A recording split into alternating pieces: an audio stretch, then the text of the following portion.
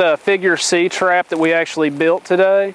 As you can see here, it has an inner C and an outer C.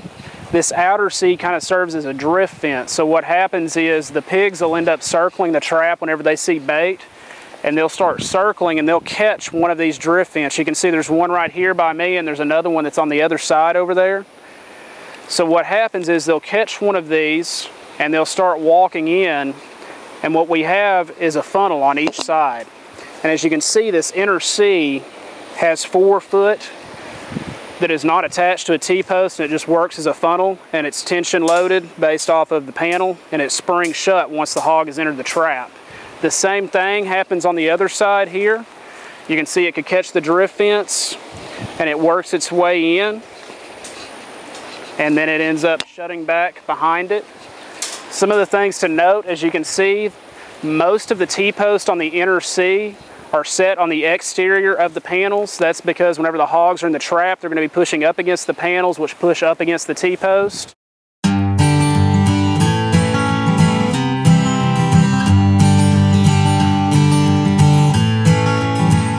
We've already wired the panels together for the corral trap, so now what we're going to do is we're going to stand them up and start to build the structure of the trap, and then once we do that, we're going to put the T-post in. So to do that, you just got to stand it up on its end, and then we're going to walk the ends in to kind of form a C, because this is going to be a figure C trap with a tight C and a little C.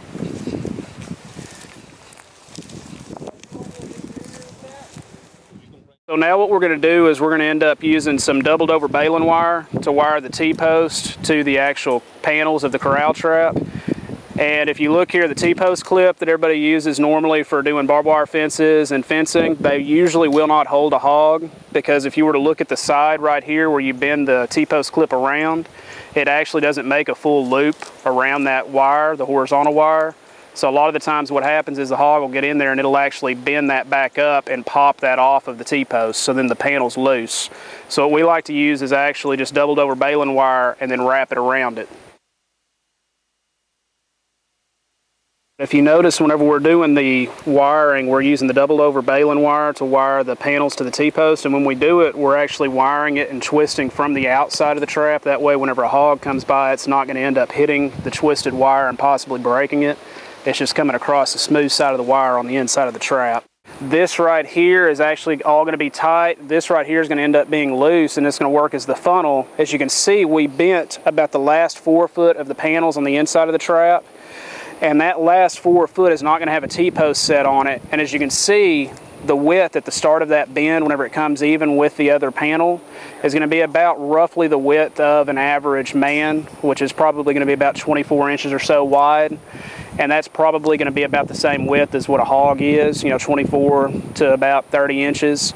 And that way the hog can start out at the same width as their shoulders, and then they can just walk their way into the trap. Another key point is you're only going to have one post here, like I said, 4 foot before the end of this inside panel. And you want to make sure that one's set on the inside of this panel. That way whenever the hogs come through, they don't end up hitting the T-post. They only hit the panel and then push up against the T-post. Whenever you actually go into baiting the trap, you're going to want to bait most of your bait towards the exterior of the trap or the rear of the trap, kind of right in this area here.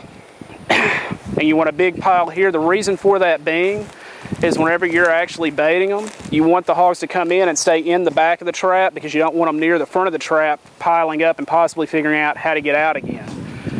You want a small line of bait starting at the funnel here and then working through the funnel into the trap. And once they're in the trap, they'll work their way to the back of the trap and additional hogs will follow in.